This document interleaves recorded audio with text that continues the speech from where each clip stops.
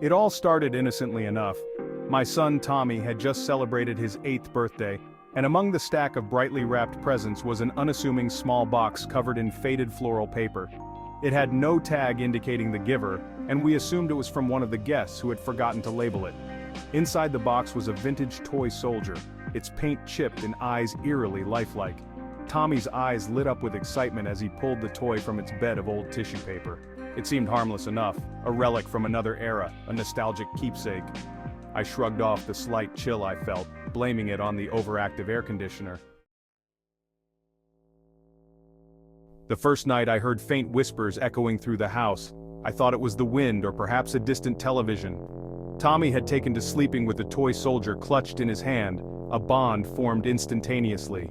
I peeked into his room, the dim nightlight casting long shadows, and saw him sound asleep. The toy soldier sat upright on his bedside table, facing the bed. "Tommy, didn't you fall asleep with that in your hand?" I whispered, but he was too deep in sleep to answer. I figured he must have woken up and placed it there himself. The following days grew increasingly unsettling. The toy soldier would be in different positions whenever I entered Tommy's room.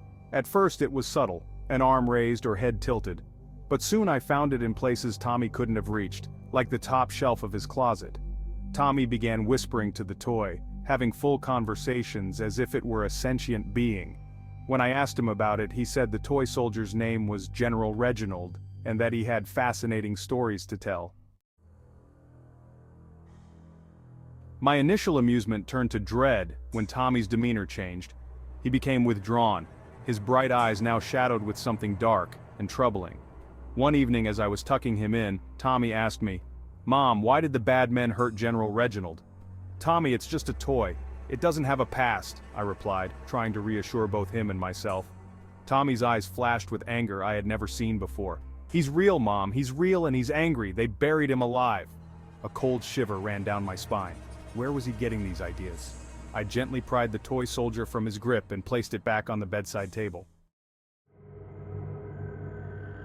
Desperate, I decided to get rid of the toy. The next morning I took it to the backyard and buried it deep in the garden. When Tommy woke up and found it missing, he threw a tantrum unlike any I had ever seen. "You can't get rid of him! He'll come back!" he screamed, his voice shrill with desperation. That night, the whispers turned to screams. I rushed to Tommy's room, but before I could open the door, it slammed shut with a force that knocked me backward. From inside, I heard Tommy's voice mingled with another, a deep, guttural tone that did not belong to a child. Summoning every ounce of courage, I pushed the door open. Tommy stood in the middle of the room, his eyes vacant and glassy. In his hands was the toy soldier, dirt still clinging to its chipped paint. The room was freezing, and a palpable sense of malevolence hung in the air. "Tommy, put it down!" I cried, but he just stared at me with those lifeless eyes. "He says you can't separate us," Tommy whispered, his voice layered with that sinister undertone. Panicking, I grabbed the toy and ran out of the room. The whispers followed me, a cacophony of rage and despair. I could hear Tommy's footsteps behind me, but I didn't stop. I threw the toy into the fireplace and watched as the flames consumed it. Tommy let out a scream, a blood-curdling sound that echoed through the house. As the toy soldier melted into the flames, the whispers ceased. I turned to see Tommy collapse, unconscious but breathing. Since that night, Tommy has been different, quieter, more reserved. The dark circles under his eyes have faded, but the shadow of that night lingers in our home. The memory of the whispers and the toy soldier haunts me, a constant reminder of the vengeful spirit that nearly took my son. We don't talk about General Reginald anymore, but every now and then when the house is silent, I think I can still hear faint whispers in the walls, a chilling reminder of the evil that once resided within a simple toy. A month later, as we were settling into what we hoped would be a return to normalcy, I noticed something strange. Tommy's behavior had improved, but I couldn't shake the feeling that we were being watched. I began to see shadows moving out of the corner of my eye, and the whispers returned, faint but persistent. One night, I heard Tommy talking in his sleep again. This time, the words were clearer. "I'll find another way," he murmured. "I'll make her pay." The next morning, I found a drawing on Tommy's desk. It was a crude but chilling depiction of our family, with the toy soldier standing behind us, holding strings attached to each of us like a puppet master. Tommy's eyes were red-rimmed when he woke up, and he gave me a knowing look that sent a shiver down my spine.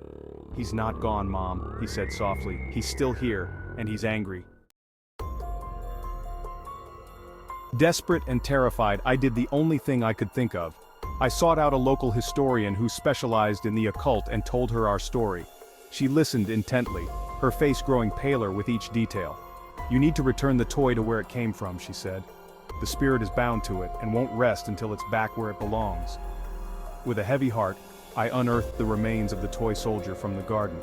The historian helped me trace its origins to an old, abandoned house on the outskirts of town.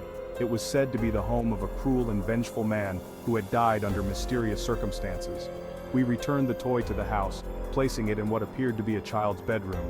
As we did, the air grew thick with a palpable sense of anger and sorrow. The whispers reached a fever pitch, then abruptly ceased. For a moment I thought it was over, but as we turned to leave, I noticed something odd. Tommy was smiling, a cold, knowing smile that didn't belong to him. "He's not gone, Mom," Tommy said, his voice layered with that sinister undertone. "He's just found a new host." And in that moment I realized the horrifying truth. The spirit hadn't been banished. It had simply found a new vessel in my son. The real Tommy was gone, and what remained was a chilling reminder that some evils cannot be vanquished, only transferred.